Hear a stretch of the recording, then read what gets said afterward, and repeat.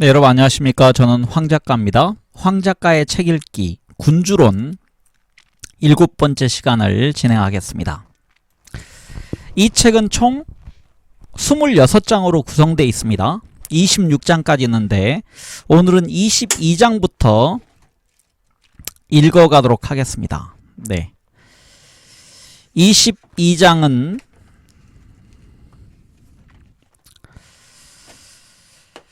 군주의 측근 신하들 이렇게 되어 있습니다.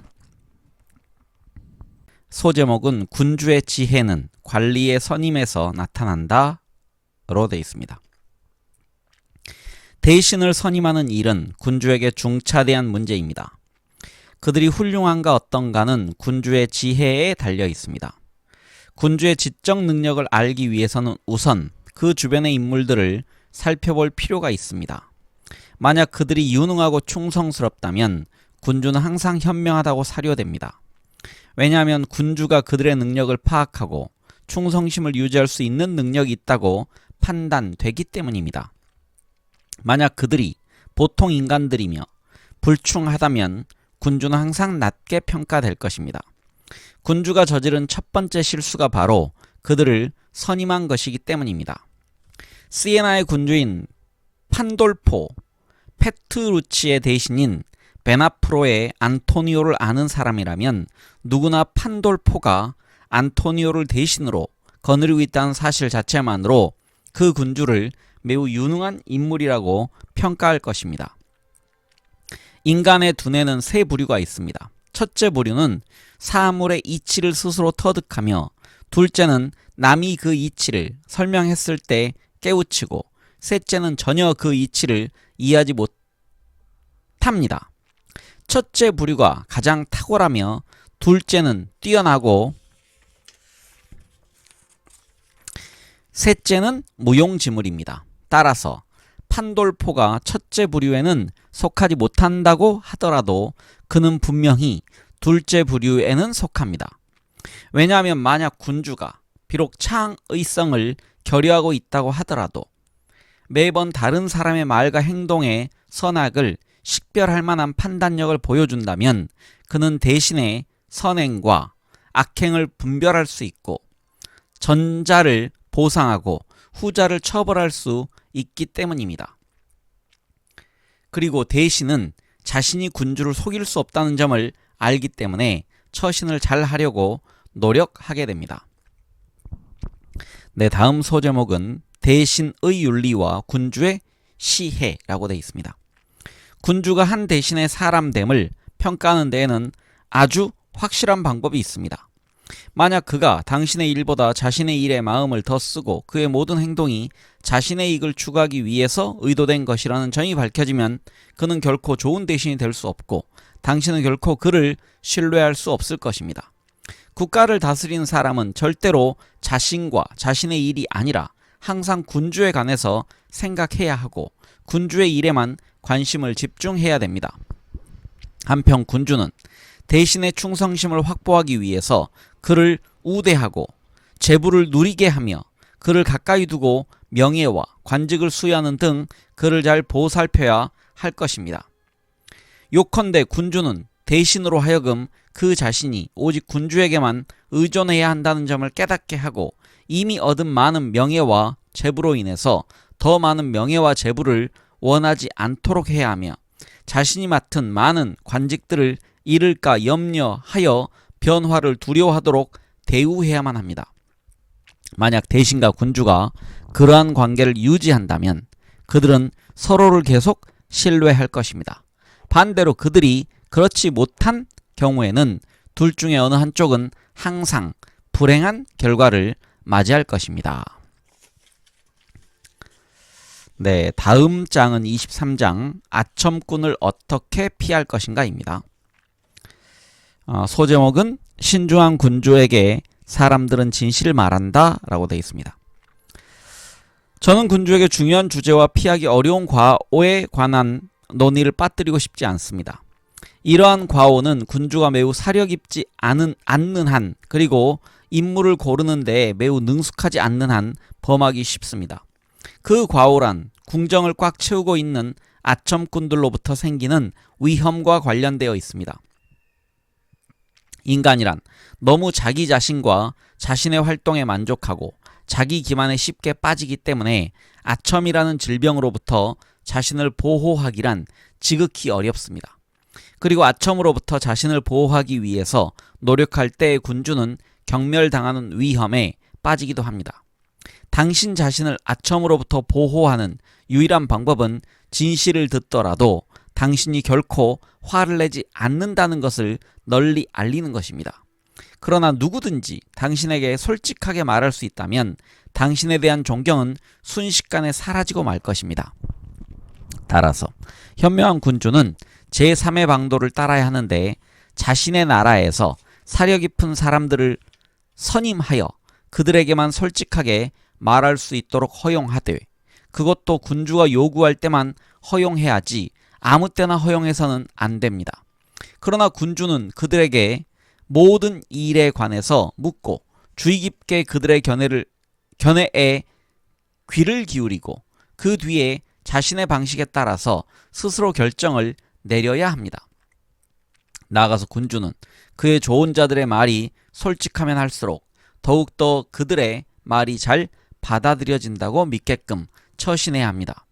군주는 그가 선임한 사람을 제외하고는 다른 누구의 말에도 귀를 기울여선 안 되고 그의 목표를 확고하게 추구하며 그가 내린 결정에 관해서 동요해서는 안 됩니다. 이처럼 처신하지 않는 군주는 아첨꾼들 사이에서 몰락하거나 아니면 그에게 주어지는 상반된 조언 때문에 결정을 자주 바꾸게 됩니다. 그 결과 그는 존경을 받지 못하게 됩니다. 네, 다음 소제목은 막시밀리안 황제는 조언을 구하지 않는다입니다. 저는 이에 관한 최근의 사례를 들겠습니다. 현재의 막시밀리안 황제의 조언자인 루카 신부는 황제가 어느 누구와도 상의하지 않지만 그렇다고 자신이 정말 원하는 대로 행동한 적도 결코 없다고 말한 적이 있습니다. 이러한 사태는 제가 앞에서 권고한 것과 반대로 황제가 행동한 데에서 비롯된 결과입니다. 황제는 항상 비밀에 쌓인 인물로서 어느 누구에게도 그가 어떤 계획을 가지고 있는지를 알려주지도 않으며 조언을 구하지도 않습니다. 그러나 그가 자신의 계획을 수행함에 따라서 궁정 사람들은 그것에 관해서 알게 되고 그제서야 달리 행동하라고 조언하기 시작합니다. 그렇게 되면 황제는 성격이 단호하지 않기 때문에 설득을 당하게 되어 자신의 계획을 포기하기도 합니다. 바로 이러한 이유로 어느 날 그가 명령한 것이 다음날 취소되고 그가 원하거나 하고자 하는 바가 무엇인지 누구도 결코 알지 못하게 되어 그 누구도 그의 결정을 신뢰할 수 없게 됩니다. 네, 다음 소제목은요. 현명한 군주는 조언을 구한다입니다. 따라서 군주는 항상 조언을 들어야 하지만 남이 원할 때가 아니라 자신이 원할 때 들어야 합니다. 오히려 요구하지 않았는데도 누군가가 조언을 하려고 하면 저지해야 합니다. 그렇지만 그는 정보와 의견을 구하고 자신이 제기한 사안에 관한 솔직한 견해에 참을성 있게 귀를 기울이는 자세가 되어 있어야 합니다. 반면에 누군가가 그 무슨 이유에서건 침묵을 지킨다는 사실을 알게 되면 그는 노여움을 표시해야 합니다. 다음 소제목은 현명한 군주만이 현명한 방책을 취한다입니다.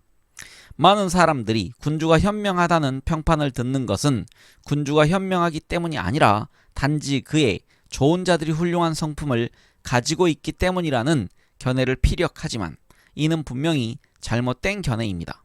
왜냐하면 현명하지 못한 군주가 적절한 조언을 받지 못할 것이라는 점은 불을 보듯이 뻔하기 때문입니다. 굳이 예외가 있다면 매우 신중하게 매사를 처리하는 좋은 자에게 군주가 우연히 자신을 전적으로 내맡긴 경우인데 그 경우 그는 확실히 적절한 조언을 받기는 하겠지만 그러한 좋은 자는 쉽게 그의 국가를 탈취할 수 있기 때문에 그의 권력은 오래 지속되지 못할 것입니다. 그러나 현명하지 못한 군주가 여러 사람들로부터 조언을 받게 되면 그는 항상 상충하는 조언들을 듣게 될 뿐만 아니라 그런 다양한 조언들을 스스로 조정할 줄도 모를 것입니다. 왜냐하면 그의 조언자들은 모두 자신들의 이해관계를 항상 우선시할 것이기 때문입니다. 그는 이러한 현상을 이해하지도 못할 것이고 바로잡을 수도 없을 것입니다. 그리고 인간이란 어떤 필연에 의해서 선한 행동을 강요받지 않는 한 군주에게 악행을 저지르기 때문에 이러한 결과는 불가피합니다. 따라서 좋은 조언이란 어느 누구가 하든 상관없이 근본적으로 군주의 지혜에서 비롯되는 것이며 군주의 지혜가 적절한 조언에서 비롯될 수는 없다고 결론을 내리겠습니다. 네, 이렇게 23장이었고요. 이제 24장입니다. 어떻게 해서 이탈리아의 군주들은 나라를 잃게 되었는가입니다. 네, 소제목은 신생군주의 이점이라고 되어 있습니다. 만약 위에서 언급한 조치들을 능숙하게 시행한다면 이러한 조치들에 의해서 신생군주는 매우 확고하게 보일 것이며 그가 세습군주였을 때보다 단시일 내에 그의 권력은 더욱 견고하고 안정될 것입니다. 신생군주의 활동은 세습군주의 활동보다 훨씬 더 많은 주목을 받게 마련입니다. 만약 그의 활동이 역량 있는 사람의 활동이라고 생각되면 사람들은 유구한 혈통의 군주보다 훨씬 더 깊은 감명을 받고 그에게 훨씬 더 큰 애착을 느낄 것입니다. 왜냐하면 인간이란 과거의 일보다는 현재의 일에 훨씬 더 많은 관심을 두게 마련인데 만약 그들이 현재 자신들의 일이 잘 풀려가고 있다고 생각하면 그들은 만족하게 되고 변화를 구하지 않을 것이기 때문입니다. 기실 그들은 신생군주가 다른 면에서 과오를 범하지 않는 한 그를 지켜주려고 가능한 모든 일을 하려고 할 것입니다. 그리하여 그는 이 중의 영광을 누리게 될 것입니다. 왜냐하면 그는 첫째, 새로운 군주국을 창건했고 둘째, 훌륭한 법, 강력한 군대 그리고 모범적인 행동을 통해서 그 나라를 잘 정비하고 강화했기 때문입니다. 그러나 나라를 물려받았지만 현명하지 못해서 나라를 잃게 된 군주는 이 중의 수모를 겪게 됩니다. 네, 다음 소제목은요. 현명한 지배자들은 인민의 지지를 확보하고 자신의 군대를 유지한다 입니다. 나폴리 왕, 밀라노 공작 등과 같이 근래에 권력을 잃은 이탈리아 군주들을 살펴보면 이미 장황하게 논의한 것처럼 첫째, 그들이 모두 군사적으로 취약했다는 것을 발견하게 됩니다. 둘째, 이 나라들 중 일부에서는 인민들이 군주에게 적대적이었기 때문에 그리고 다른 나라에서는 비록 인민들은 호의적이었지만 귀족들이 적대적으로 되었기 때문에 군주는 자신의 지위를 유지할 수 없었습니다. 왜냐하면 이러한 결함이 없다면 군사력을 유지할 능력이 있는 군주는 나라를 잃지 않기 때문입니다. 마케도니아의 필리포스 왕, 가로 열고 알렉산드로스 대왕의 아버지가 아니라 티투스 퀸크티우스에게 패배한 인물은 그를 공격한 로마와 그리스의 힘에 비해 그 권력과 영토가 보잘것없었습니다. 그럼에도 불구하고 그는 진정한 전사였으며 인민들의 환심을 사고 귀족들로부터 자신의 안전을 지키는 방법을 알고 있었기 때문에 그 나라들에 대한 전쟁을 오랫동안 수행할 수 있었습니다. 왕은 결국 자신이 다스리던 몇몇 도시들을 잃기는 했지만 여전히 자신의 왕국을 유지할 수 있었습니다. 네, 다음 소제목은 군주는 자신의 역량에 의존해야 한다입니다. 따라서 자신들이 오랫동안 다스리던 국가들을 잃게 된 우리 시대의 군주들은 운명을 탓할 것이 아니라 자신의 무능함을 탓해야 할 것입니다. 왜냐하면 평화의 시대에 그들은 사태가 변할 것이라고는 결코 생각하지 않았기 때문입니다. 날씨가 좋을 때 폭풍을 예상하지 않는 것은 인간의 공통된 약점입니다. 그러다가 상황이 바뀌어 역경에 처하면 그들은 방어할 생각은 하지 않고 오직 도망갈 궁리만 했습니다. 그리고 그들은 정복자의 오만무례한 행포에 분노한 인민이 그들에게 권력을 되찾아 주리라고 희망했습니다. 이 책략은 다른 모든 책략이 가능하지 않을 때에는 온당할 수 있지만 다른 해결책들을 등한시하고 이 책략에만 기대는 것은 가당치 않습니다. 사람은 누군가가 자기를 일으켜 세워줄 것이라고 기대하고 넘어져서는 안 됩니다. 그러한 일이 일어나건 일어나지 않건 이러한 책략은 당신의 안전을 도모해주지 못합니다. 게다가 그러한 방어책은 당신의 능력 밖에 있는 것에 의존하기 때문에 취약하고 비겁한 것입니다. 당신의 주도하에 있고 당신의 역량에 기초한 방어책만이 효과적이고 확실하며 영구적입니다. 네, 다음 장은 25장입니다. 운명은 인간사에 얼마나 많은 힘을 행사하는가, 그리고 인간은 어떻게 운명에 대처하는가. 네, 소제목은요, 운명은 우리의 행동의 반 이상을 통제한다 입니다. 저는 본래 세상 일이란 운명과 신에 의해 다스려지기 때문에 많은 사람들이 인간에 신중함으로써는 이를 통제할 수 없다고 생각해왔고 여전히 그렇게 생각한다는 점을 잘 알고 있습니다. 게다가 사람들은 그런 사태에 대해서 인간이 어떠한 해결책도 강구할 수 없다고 생각합니다. 그렇기 때문에 매사에 땀을 흘리며 애써 노력해 보았자 소용이 없으며 운명이 지배하도록 내버려 두는 것이 더 낫다고 결론 지을 수 있습니다.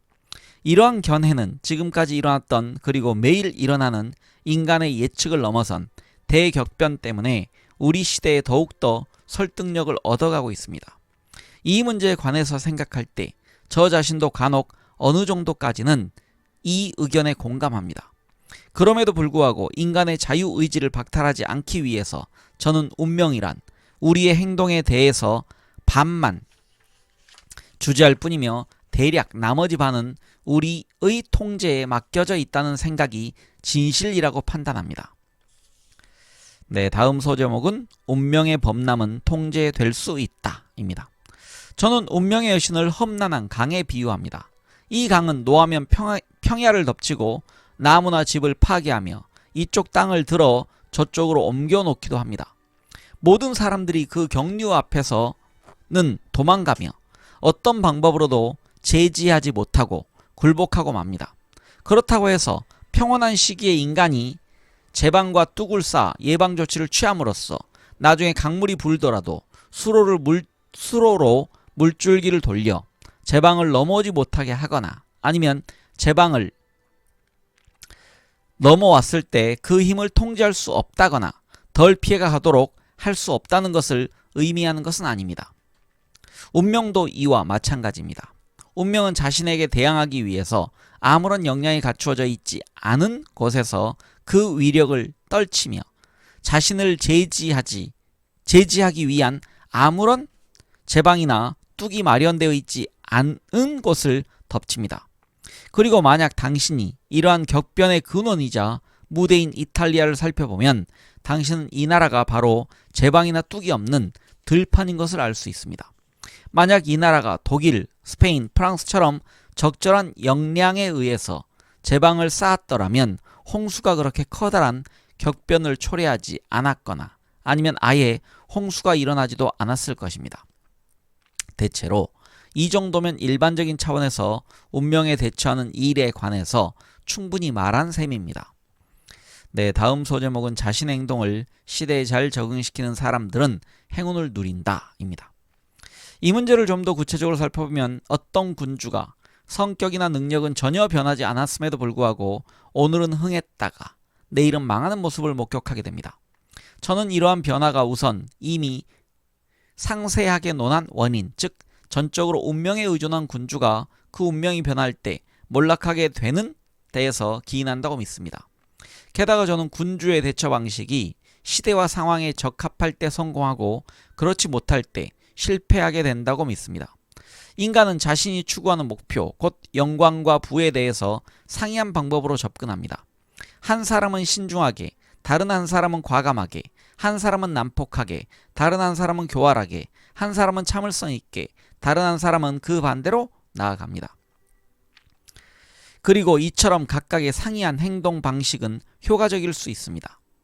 반면에 신중한 두 사람이지만 한 사람은 자신의 목표를 달성하고 다른 한 사람은 실패합니다. 또한 상이한 두 사람 가운데 한 사람은 신중하게, 다른 한 사람은 과감하게 행동하는데 모두 성공하기도 합니다.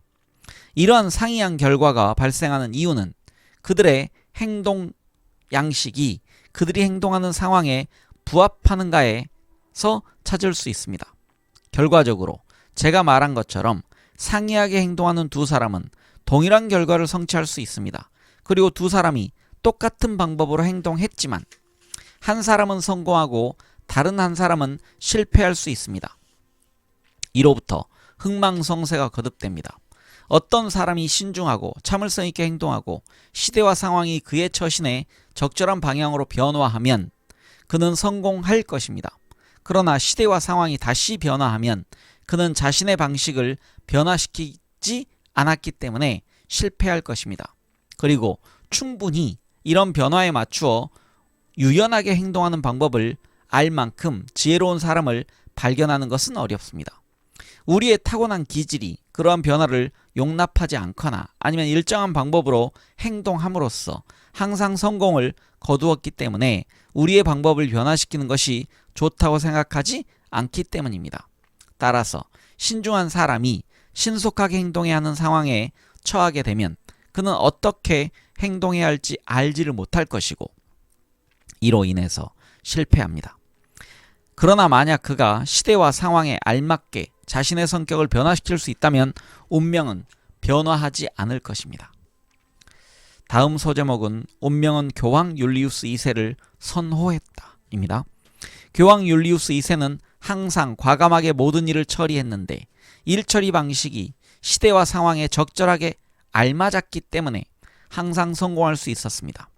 조반니 벤티볼리오가 아직 살아있을 때 율리우스가 볼로냐에 대해서 감행했던 첫 원정을 생각해 봅시다. 베네치아인들은 그 계획에 반대했고 스페인 왕 역시 반대했습니다. 그 작전에 관해서 율리우스는 프랑스 왕과 아직 협상을 하는 중이었습니다. 그렇다고 하더라도 그 특유의 기계와 과감성을 과시하면서 교황은 친히 그 원정을 지휘했습니다.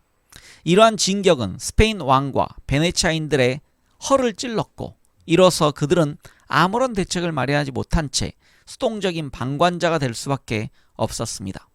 후자는 두려워서, 전자는 나폴리 왕국 전체를 재탈환하고 싶은 욕망으로 인해서 수수방관했던 것입니다. 한편 교황 율리우스는 프랑스 왕을 끌어들였습니다. 프랑스 왕은 베네치아의 영향력을 축소시키려고 교황과의 친선관계를 확립하고 싶어하던 참인데 교황이 이미 작전을 개시한 이상 공공연하게 교황의 감정을 거스리지 않고서는 군대 파견을 거부할 수 없다고 판단했습니다. 이와 같은 신속한 진격으로 율리우스는 사려 깊은 어떤 다른 교황도 불가능했던 업적을 성취했습니다. 그가 만약 다른 교황이 그렇게 할 법했던 것처럼 모든 조건을 합의하고 해결한 후에 비로소 로마를 떠나려 했더라면 결코 성공하지 못했을 것입니다. 왜냐하면 프랑스 왕은 군대 파견을 거절할 수 있는 수많은 핑계를 어떻게 해서든지 꾸며댈 수 있었을 것이고 다른 나라들은 교황이 두려움을 느끼고 신중하게 처신할 수밖에 없는 수많은 이유를 내놓았을 것이기 때문입니다. 저는 교황의 이와 비슷한 다른 행동을 여기에서 자세히 논하지는 않겠지만 그의 모든 행동들은 비슷했으며 그에게 좋은 결과를 가져다 주었습니다. 생애가 짧았기 때문에 그는 실패를 맛보지 않았습니다. 그러나 신중한 행동이 요구되는 상황에 처했더라면 그는 몰락했을 것입니다. 그는 결코 자신의 타고난 성질과는 다른 행동을 못했을 것이기 때문입니다. 네, 다음 소제목은 운명은 대담한 자들과 벗한다. 따라서 저는 운명은 가변적인데 인간은 유연성을 결여하고 자신의 방식을 고집하기 때문에 인간의 처신 방법이 운명과 조화를 이루면 성공해서 행복하게 되고 그렇지 못하면 실패해서 불행하게 된다고 결론 짓겠습니다. 하지만 저는 신중한 것보다 과감한 것이 더 좋다고 분명히 생각합니다. 왜냐하면 운명은 여성이고 만약 당신이 그 여성을 손아귀에 놓고 싶어 한다면 그녀를 거칠게 다루는 것이 필요하기 때문입니다. 그리고 그녀가 냉정하고 계산적인 사람보다는 과단성 있게 행동하는 사람들에게 더욱 매력을 느낀다는 것은 명백합니다. 운명은 여성이므로 그녀는 항상 청년들에게 이끌립니다. 왜냐하면 청년들은 덜 신중하고 보다 공격적이며 그녀를 더욱 대담하게 다루고 제어하기 때문입니다. 네, 이제 26장 마지막 장입니다. 야만족의 지배로부터 이탈리아의 해방을 위한 호소.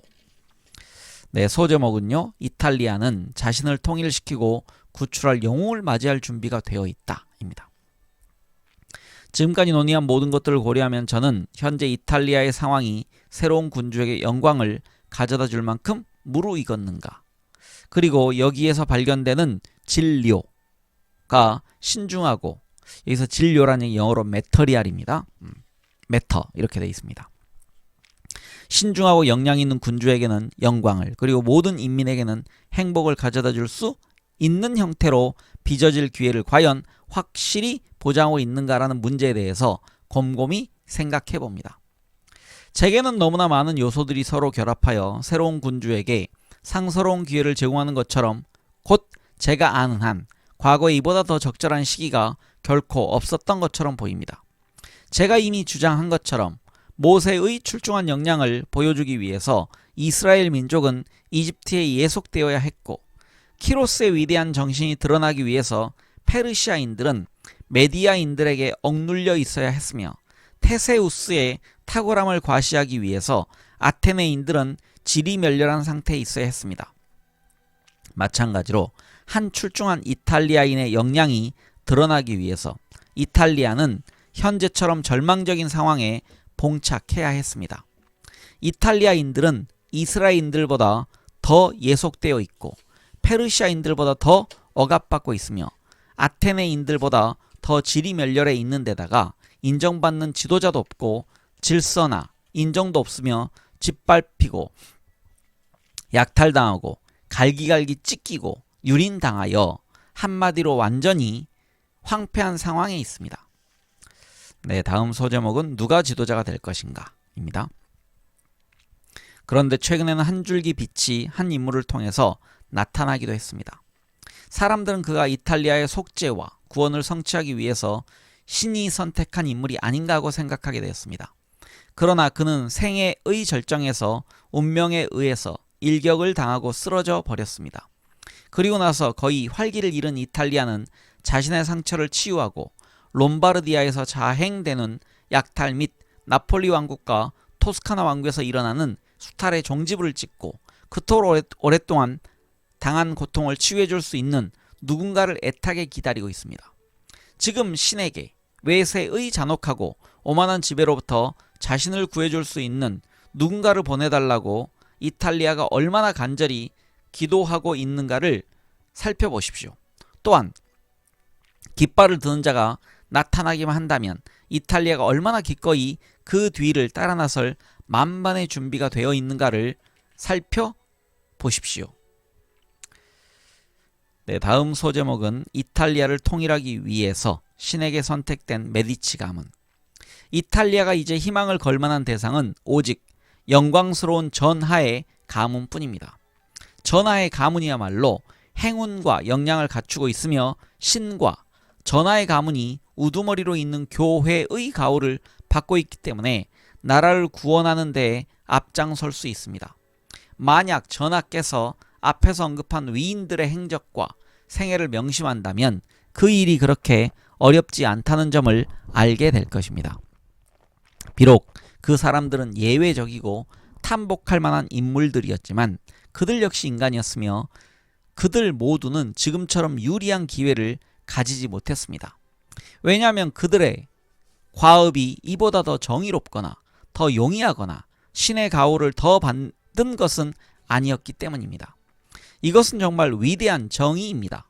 불가피하게 수행하는 전쟁은 정의로운 전쟁이며 무력에 호소하는 것 이외에는 아무런 희망이 없을 때 무력 또한 신성한 것입니다.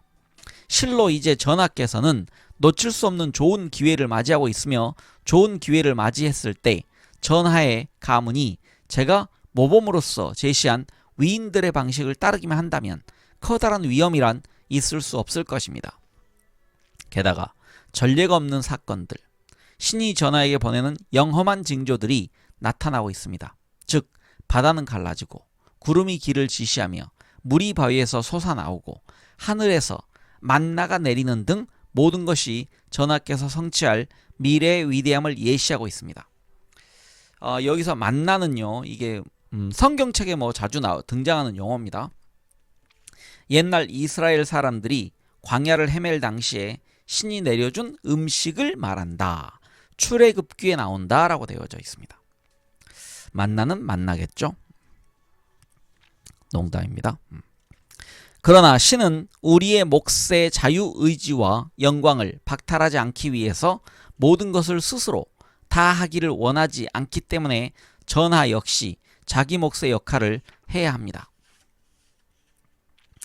네, 다음 소제목은 이탈리아가 필요로 하는 것은 단지 지도자뿐이다 입니다.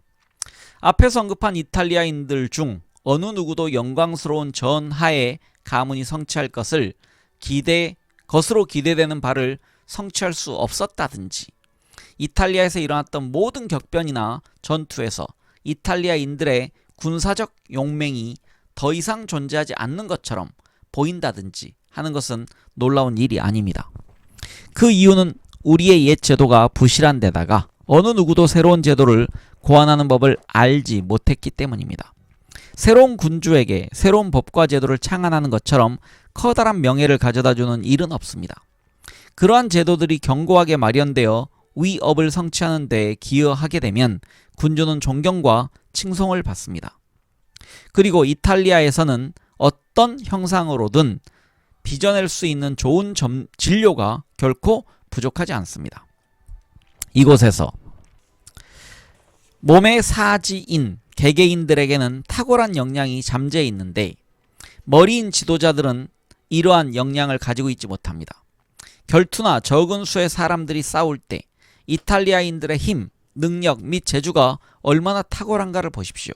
그러나 일단 군대라는 형태로 싸우는 일에서는 결코 두각을 나타내지 못합니다. 이 모든 것은 지도자의 유약함에서 비롯됩니다. 유능한 사람에게는 추종자가 없고 모든 사람들은 자신이 제일 잘났다고 생각합니다. 이제까지 어느 누구도 다른 지도자들로 하여금 우월성을 인정하게 할 정도로 자신을 부각시키는데 성공할 만한 충분한 역량이나 행운을 가지지 못했습니다. 그 결과 오랫동안, 곧 지난 20년 동안 싸운 모든 전쟁에서 오직 이탈리아인 병사들만으로 구성된 군대는 항상 부진을 면치 못했습니다. 처음에는 타로의 전투, 나중에는 알렉산드리아, 카푸아, 제노바, 바일라, 볼로냐 및 메스트리의 전투들, 이 모두 이 판단의 타당성을 입증합니다. 네, 다음 소제목은 이탈리아의 지배자들은 충직한 신민들로 구성된 군대가 필요하다입니다. 만약 영광스러운 전하의 가문이 나라를 구출한 위대한 인물들을 본받고자 한다면 다른 무엇보다도 모든 군사행동의 건전한 기반으로 전하 자신의 사람들로 구성된 군대를 조직하는 것이 급선무입니다. 왜냐하면 그보다 더 충성스럽고 더 믿을만하며 더 훌륭한 군대는 없기 때문입니다. 그리고 각 병사들은 개별적으로 용감하지만 자신들의 군주에 의해서 직접 지휘되고 존중과 후대를 받으면 한데 뭉쳐 훨씬 더 훌륭한 전투력을 발휘하게 될 것입니다. 따라서 이탈리아인들의 용맹으로 우리를 외부로부터 보호하기 위해서는 전하 자신의 사람들로 구성된 군대를 양성하는 것이 필수적입니다. 비록 스위스와 스페인의 보병은 매우 위협적이라는 평판을 얻었지만 둘 다 약점을 가지고 있기 때문에 제3의 보병 형태로 그들을 능히 대적할 수 있을 뿐만 아니라 격파할 수 있다고 확신합니다. 왜냐하면 스페인 보병은 기병에 약하고 스위스 보병은 자신들처럼 완강하게 싸우는 보병에는 질의 겁을 집어먹기 때문입니다. 따라서 우리는 스페인군이 프랑스 기병에게 꼼짝 못하고 스위스군이 스페인 보병에게 굴복하고 만다는 것을 이미 경험을 통해 보아왔고, 그리고 그것은 앞으로도 그럴 것입니다. 물론 스위스군의 약점에 관해서는 결정적인 증거가 없지만 라벤나 전투에서 약간의 징후가 보였습니다. 그 전투에서 스페인 보병은 스위스군과 같은 전투 대형을 취하는 독일군과 싸웠는데 스페인 보병은 그들의 기민성과 손에 쥔 작은 방패를 활용하여 독일군의 긴 창 밑으로 뚫고 들어가서 별다른 위험도 겪지 않고 치명적인 타격을 입힐 수 있었습니다. 독일군은 스페인 보병을 격퇴할 수 없었고 만약 그 기병이 스페인 보병을 향해 달려들지 않았더라면 독일군은 모두 몰살당했을 것입니다. 일단 스페인과 스위스 보병의 약점을 포착하게 되면 기병대를 격퇴하고 보병 부대에 위축되지 않는 새로운 보병 편제를 조직할 수 있을 것입니다. 그리고 이는 무기를 적절히 혁신하고 전투 대형을 바꿈으로써 성취할 수 있을 것입니다. 이와 같은 조치들은 새로운 제도로서 새로운 군주에게 명성과 위대함을 가져다 줄 것입니다. 다음 소제목은 이탈리아 통일을 위한 마지막 권고라고 되어 있습니다. 이탈리아가 그토록 오랜 시일 동안 고대해온 구세주를 만나기 위해서 이 기회는 무슨 일이 있더라도 결코 놓칠 수 없습니다. 저는 이 모든 감정을 이루 말로 형언할 수 없습니다. 이들 이방인들의 범람으로 고난을 겪던 이탈리아의 방방곡곡에서 사람들이 얼마나 많은 흠모의 정을 가지고 얼마나 많은 복수의 열망을 가지고 얼마나 강건한 믿음을 가지고 그리고 얼마나 많은 충성심과 눈물을 가지고 구세주를 맞이하겠습니까? 그때 어떤 닫혀진 문이 그의 앞을 가로막겠습니까? 어떤 백성들이 그에게 복종하기를 거부하겠습니까? 어떤 시기심이 그를 막아서겠습니까? 어느 이탈리아인이 그를 따르는 것을 거절하겠습니까? 야만족의 폭정의 냄새가 모든 사람의 코를 찌릅니다. 이제 영광스러운 전하의 가문이 모든 정당한 임무를 수행하는 데에 따르는 기백과 희망을 가지고 이 사명을 떠맡아야 합니다. 그리하여 전하의 깃발 아래에서 우리의 조국은 숭고해질 것이며 전하의 지도 아래에서 페트라르카의 식구가 현실로 실현될 수 있을 것입니다. 용맹은 광포한 공격에 대항하여 무기를 들 것이다. 전투는 짧을 것이니 이탈리아인의 가슴에 조상들의 용맹이 아직 살아있기 때문이다. 네, 이렇게 이제 군주론 본문은 끝났습니다. 그 책의 뒷부분에요. 제가 가지고 있는 그 책에 부록 첫 번째는 군주론과 관련된 서한들, 즉 편지가 있는데요. 이 부분은 넘어가도록 하겠습니다. 그리고 부록 2에서는요. 편지가 좀 길게 있습니다. 짧은 편지도 있고요. 긴 편지도 있습니다. 편지 넘어가겠습니다. 개별적으로 읽어보시길 권합니다. 부록 2는 군주론에 나오는 용어들에 대한 해설이 있습니다. 이 부분도 넘어가겠습니다. 뭐 예를 들면 프린시페, 우리말로 그냥 읽었습니다. 영어로는 프린시퍼에 해당하는, 그 다음에 스타토, 지금의 뭐 스테이트에 해당합니다. 이런 건 넘어가겠습니다. 용어 설명, 그 다음에 뭐 비루투, 그 다음에 포르투나 이런 게 있습니다. 리베로도 있고요. 그 다음에 인명 해설도 있습니다. 부록 3은 여기 뭐 나비스, 다리우스 3세, 그 다음에 뭐 루이 12세, 루이 11세에 있는데 이 부분도 너무 TMI가 될 것 같아서 넘어가겠습니다. 다 넘기고 끝났습니다 하려는 게 아니고요. 뒤에 보시면 이제 인물 해설 뒤에 역자 후기가 좀 있습니다. 부록 4는요 연보가 있습니다. 마키아벨리의 생애와 주요 사건 연표인데 이걸 제가 맨 첫 번째 시간에 읽었던 것으로 가름하도록 하겠습니다. 그래서 뭐 1453년에 백년 전쟁이 종결됨, 그 다음에 1469년에 피렌체에서 마키아벨리 출생, 뭐 이런 식으로 있습니다. 네, 그래서 저는 이 책의 231쪽 제3판 개혁본 해제라는 부분을 읽도록 하겠습니다. 1. 군주론을 집필하기까지. 군주론을 저술하기 전까지의 마키아벨리의 삶을 조망하면 크게 세 시기로 나눌 수 있다. 그 첫째 시기는 1469년에서 1494년까지이다. 곧 그의 출생에서 프랑스의 샤를 8세의 이탈리아 침입 때까지이다. 둘째 시기는 사보나롤라의 집권 시기로서 1494년에서 1498년까지이다. 그리고 셋째 시기는 사보나롤라가 몰락한 1498년부터 피렌체 공화정이 몰락한 1512년까지이다. 각 시기마다 피렌체의 국내외 정치 상황은 마키아벨리의 사고 형성에 큰 영향을 미쳤다. 나는 각 시기마다 핵심 인물들과 그들이 마키아벨리의 사고에 미친 영향을 중심으로 해제를 서술하고자 한다. 첫째 시기는 마키아벨리가 아직 공직에 진출하기 전이었으며 메디치 가문이 피렌체를 지배한 시기이다. 마키아벨리의 저작들 속에서 특히 눈에 띄는 인물은 국부라고 불린 코시모 데 메디치이다.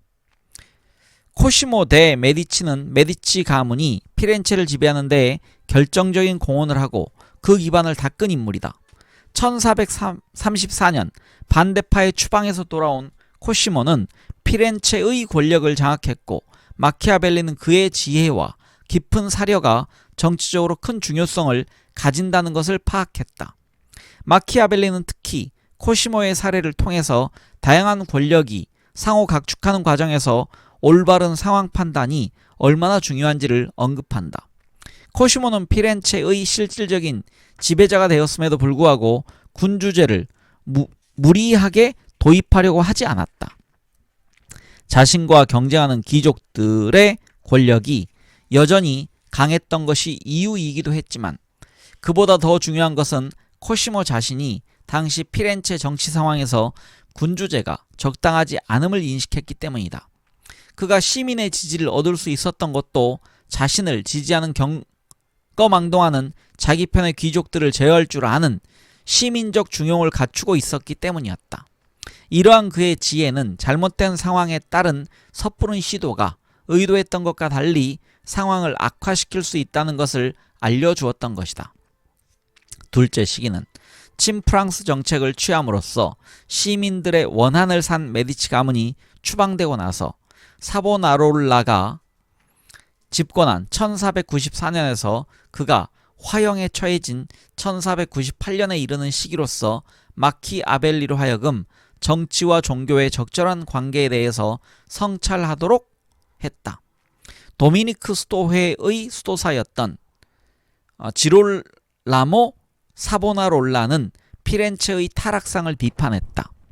공화제의 전통이 강한 피렌체를 장악하게 된 코시모 데 메디치 이후에 메디치 가문은 형식적인 공화제를 유지하면서 시민들의 환심을 사기 위해서 축제와 향연을 자주 베풀었다. 사치와 오락이 만연하는 분위기 속에서 시민들은 현실을 비판적으로 바라보기보다는 현실에 안주하고 나태한 삶을 누리려고 했다. 이러한 피렌체의 타락상을 비판한 사제가 사보나롤라이다. 설교와 예언 등을 통해서 존경과 권위를 얻게 된 사보나롤라는 메디치 가문이 추방된 후 권력의 공백 상태가 된 피렌체의 권력자로 등장했다. 그러나 사보나롤라는 정치가가 아니라 성직자로 남아있으려고 했다.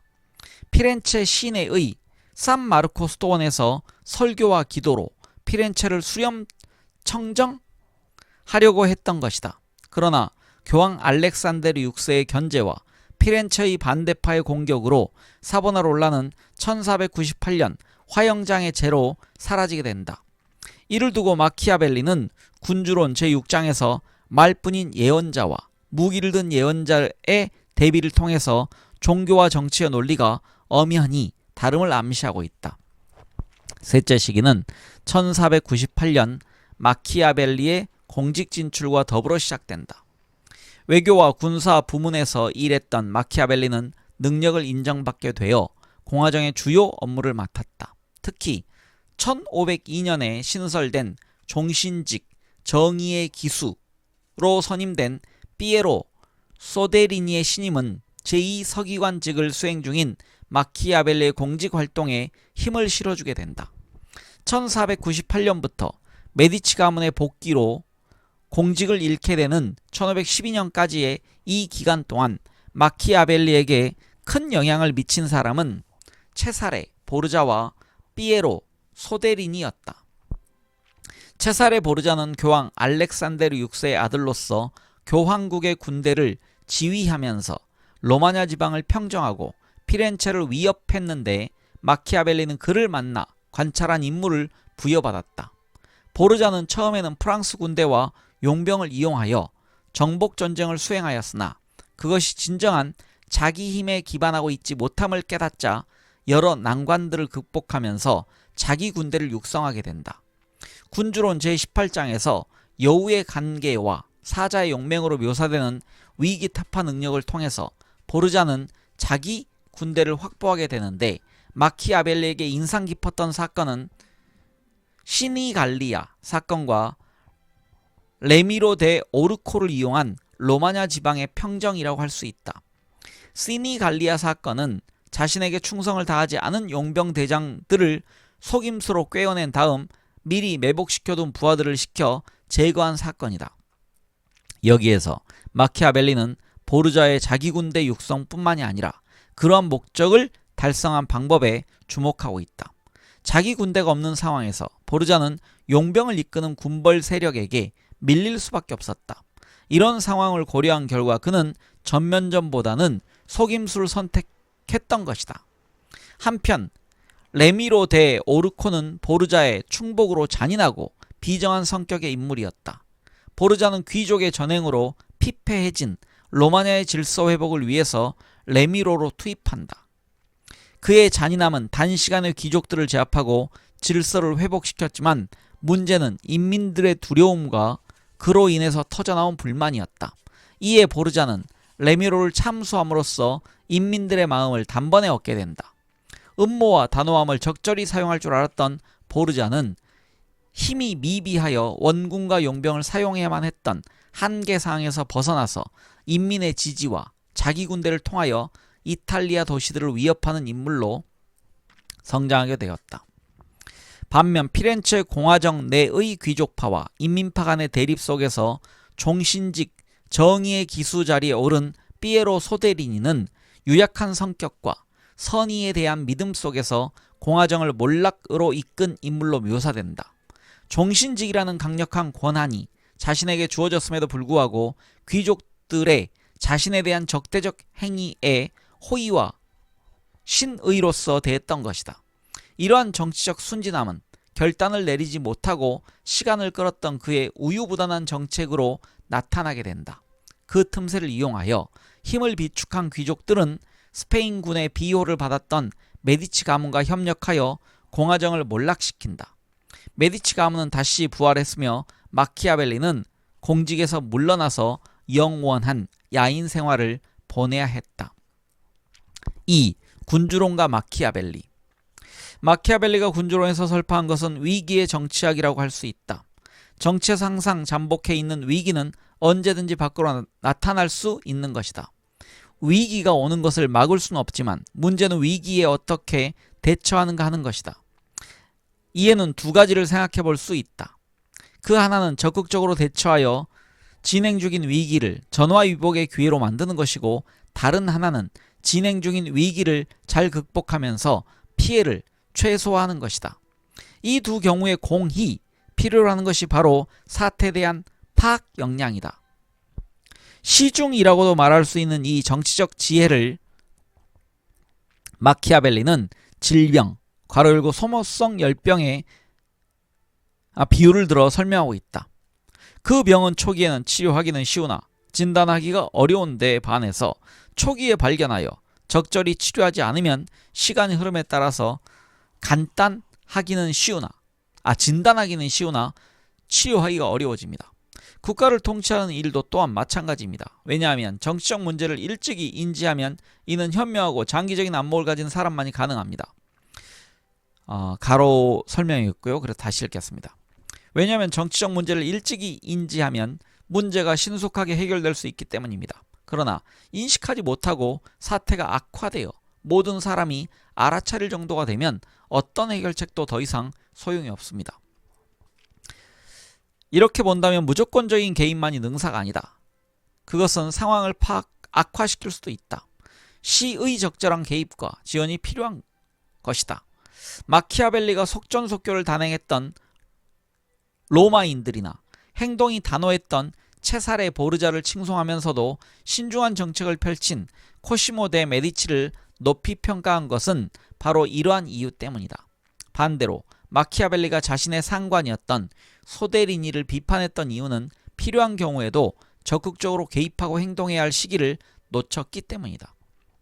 복잡한 힘의 관계들 속에서 행동을 취해야 할 정확한 시기와 지점을 잡아내는 것이 정치적 지혜의 핵심이라면 그것을 실행에 옮길 수 있는 역량이 비루투이다. 문제는 당시 비루투는 이제 덕이지만 여기서는 용맹이라고 해석되기도 합니다. 문제는 당시 이탈리아의 정치 상황 속에서 그러한 지혜와 비루투가 거의 부재했다는 것이다.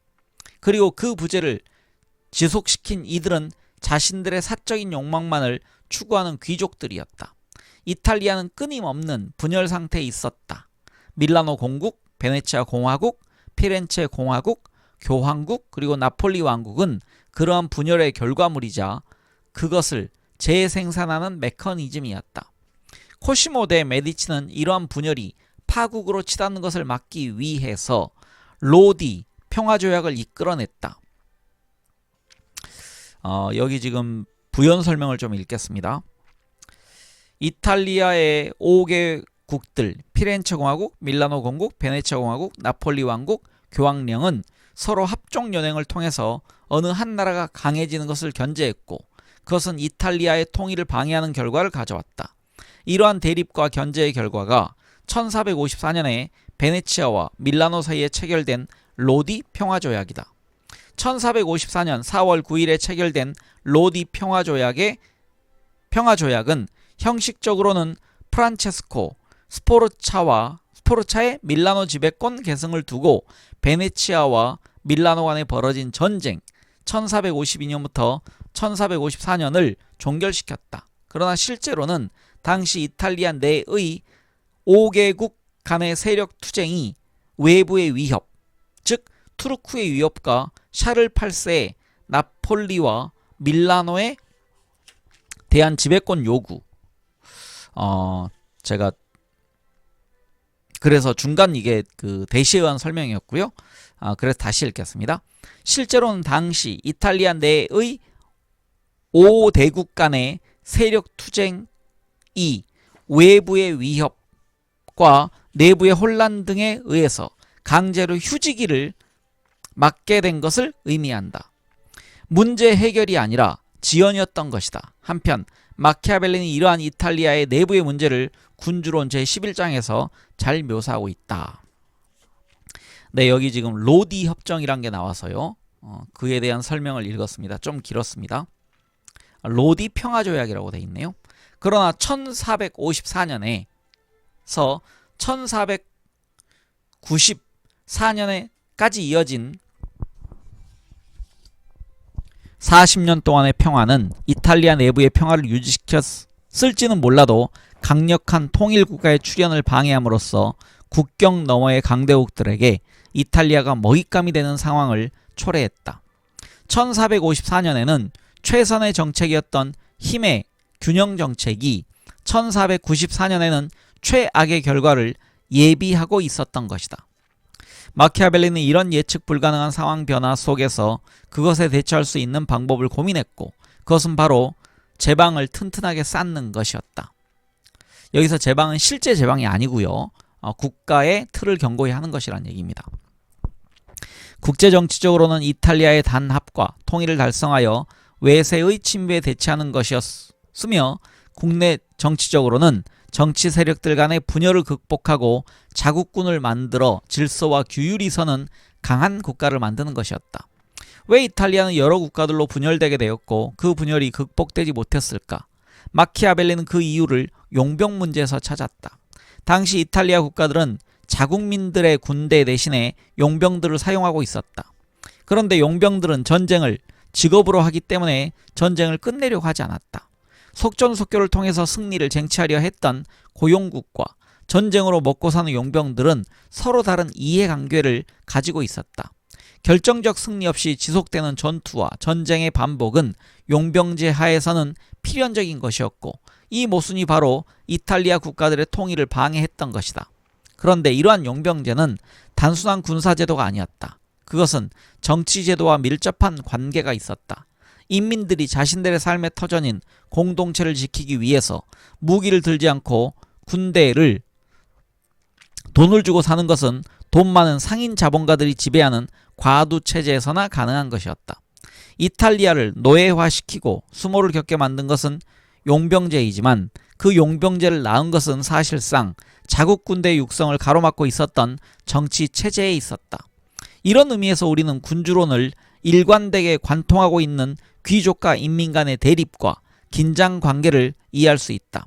강력한 제방을 건설하기 위해서는 귀족들을 제어하고 인민들의 지지에 의지해야 했다.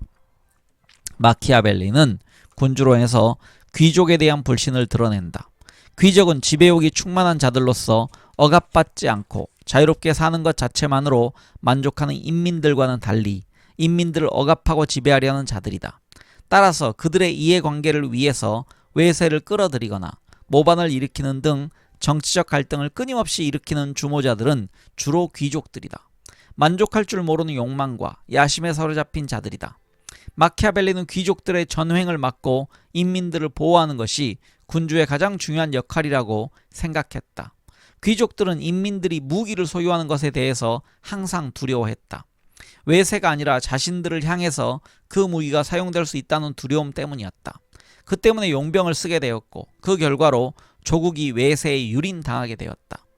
자신들의 사적 이익을 지키기 위해서 공동체의 몰락이라는 정치적 비용을 기꺼이 지불했던 것이다. 이 때문에 군주는 귀족이 아니라 인민에 의지해야 한다. 마키아벨리는 인민들을 귀족들의 억압으로부터 보호하고 인민들의 환심을 사며 지지를 계속 유지해야 한다고 주장한다. 마키아벨리는 인민들로 자국군을 구성하고 자유에 대한 인민들의 사랑에 의지할 때에만 국가가 바로 설 수 있다고 보았던 것이다. 마키아벨리는 당시 피렌체 및 이탈리아의 급변하는 정치 상황 속에서 정치를 사고하고 삶을 영위했다. 안정된 법이나 규칙이 지배하는 평온한 시기가 아니라 폭력과 힘의 논리가 관철되는 시기를 살았던 것이다. 행위자들 간의 혹은 국가들 간의 관계를 정형화시켜주고 제도화시켜주는 경륜로서 법이 부재하는 상황 속에서 마키아벨리는 정치 영역에 내재하는 적나라한 관계의 중요성을 보았다. 그 속에서 그래야만 한다는 윤리와 도덕은 현실 세계를 설명할 수 없었다. 나아가서 윤리와 도덕이라는 안경을 벗고 바라본 세계는 인간들 간의 관계의 아이러니를 볼 수 있도록 도와주었다. 군주론 제16장에서 17장까지 이어지는 일반적인 도덕관념론에 대한 부정은 바로 그러한 세계상을 담고 있다. 관용, 사랑보다 인색함, 두려움, 잔인함이 더 나을 수 있음은 의도의 선함이 결과의 선함을 담보하는 것은 아니라는 가르침을 보여준다. 사적인 세계가 아니라 공적인 정치 세계에서는 결과가 중요한 것이고 1대1 관계가 아닌 다수간의 복잡한 관계에서는 의도보다는 결과를 먼저 생각해야 한다는 것이다. 그리고 그 결과는 국가든 정치인이든 행위자들 간의 관계에 대한 면밀한 성찰 속에서 얻을 수 있다는 것이다. 마키아벨리는 그의 악명 높은 저서 군주론에 등장하는 군주들에게 한 번도 폭군이라는 이름을 붙이지 않았다. 사익만을 추구하는 군주를 그리지 않았던 것이다. 군주론은 폭군을 위한 저서도 곤모술수를 전파하려는 악마의 저술도 아니었다. 그것은 귀족들의 전횡 속에서 질서가 무너진 취약한 국가가 타국의 침략 속에서 나아갈 바를 모르고 있을 때 그러한 위기를 타개하기 위해서 집필된 것이었다. 풍전등화와 같은 그러한 상황을 배태시킨 기존 정치에 대한 근본적인 회의와 비판을 드러낸 것이었다. 마키아벨리가 보기에 이탈리아에는 두터운 성벽도 함선도 금은 보화도 부족하지 않았다. 문제는 공동체 구성원들 간의 관계에 있었다. 귀족들이 자원을 독점하고 인민들이 정치에서 배제된 상황에서 이탈리아는 그 풍부한 물적, 인적 자원을 응집시켜 외세에 대응할 엄두를 내지 못하고 있었던 것이다. 정치는 귀족들의 사리사욕을 채우는 수단이 되었고 인민들은 귀족들이 나누어주는 떡고물에 취해 배가 불러 꼭두각시가 되어버렸다. 공은 사라지고 사만풍미하게 된 것이다. 부패와 무질서의 상황을 극복하고 질서를 세우는 것, 공동체의 영역에서 사회 전횡을 물리치고 공의 질서를 회복하는 것이 군주의 임무였던 것이다.